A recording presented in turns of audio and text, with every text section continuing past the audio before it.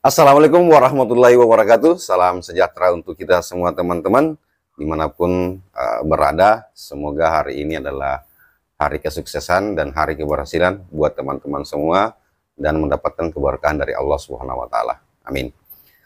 Baik teman-teman, pada kesempatan kali ini kita akan berbagi informasi terkait dengan tugas dan fungsi daripada seorang wartawan dalam melakukan peliputan dan menyiarkan informasi atau berita untuk kepentingan umum.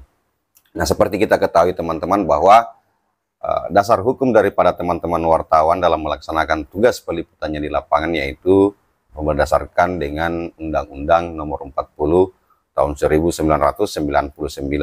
Kemudian juga berpedoman dan berpatokan pada kode etik jurnalistik.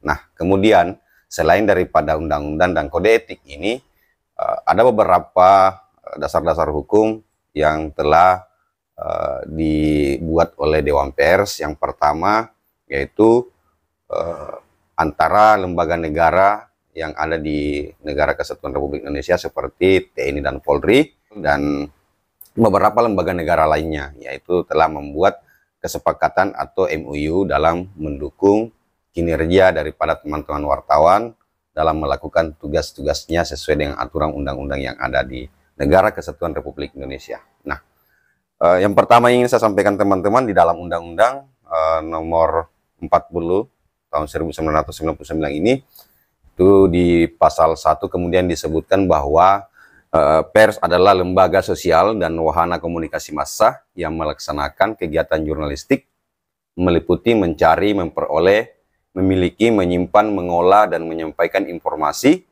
baik dalam bentuk tulisan, suara, dan gambar, serta data dan grafik, maupun dalam bentuk lainnya dengan menggunakan media cetak, media elektronik, dan segala jenis saluran yang ada yang tersedia.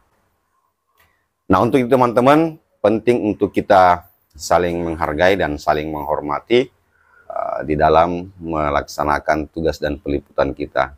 Oleh karena itu, tentunya beberapa lembaga negara tadi yang sudah menjalin MOU dengan Dewan Pers, tentunya mari kita bersama-sama membangun koordinasi saling tukar data. Nah, sebagaimana kita ketahui juga teman-teman bahwa di pasal 4 ini itu kemudian disebutkan bahwa kemerdekaan pers dijamin sebagai hak asasi warga negara. Kemudian terhadap pers nasional tidak dikenakan penyensoran, pemberedaran, atau pelarangan penyiaran. Kemudian untuk menjamin kemerdekaan pers, pers nasional mempunyai hak mencari, memperoleh, dan menyebarluaskan gagasan dan informasi. Dan yang keempat, dalam mempertanggungjawabkan pemberitaan di depan hukum, wartawan mempunyai hak tolak. Nah, kemudian kita juga ketahui teman-teman di dalam Undang-Undang Pers itu di pasal 2 disebutkan lagi bahwa kemerdekaan pers adalah salah satu wujud kedaulatan rakyat yang berasaskan prinsip-prinsip demokrasi, keadilan, dan supremasi hukum. Nah, ini yang penting bagi kita semua untuk mengetahui dan saling menghormati agar tidak terjadi miskomunikasi di lapangan, karena terkadang biasa ada narasumber yang mungkin yang belum paham dan belum mengetahui isi daripada Undang-Undang Pers itu sendiri. Nah, kemudian teman-teman di pasal 6 Undang-Undang Pers itu juga kemudian disebutkan bahwa pers nasional melaksanakan peranannya sebagai berikut, yaitu memenuhi hak masyarakat untuk mengetahui, kemudian menegakkan nilai-nilai dasar demokrasi, mendorong terwujudnya supremasi hukum dan hak asasi manusia, serta menghormati kebinekaan. Kemudian mengembangkan pendapat umum berdasarkan informasi yang tepat, akurat, dan benar. Kemudian lagi melakukan pengawasan, kritik, koreksi, dan saran terhadap hal-hal yang berkaitan dengan kepentingan umum, memperjuangkan keadilan dan kebenaran.